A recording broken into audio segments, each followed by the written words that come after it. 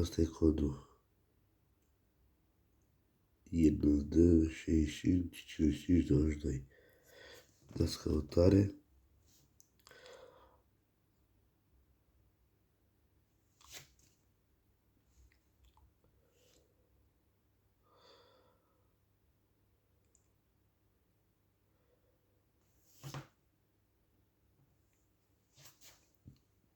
Duceți la influențe.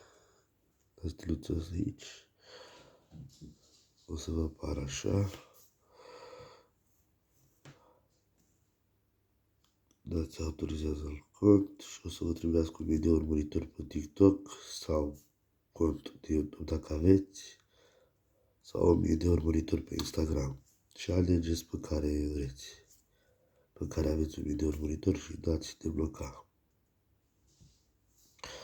După aceea vă duceți la invitați, o să vă apară așa și mai în jos o să trebuiască să aveți linkul ăsta și cu codul. Copiați linkul,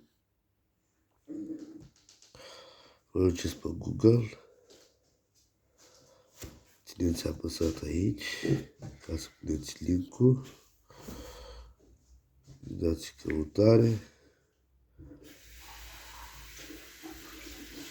și aici vă logați cu ce aveți, cu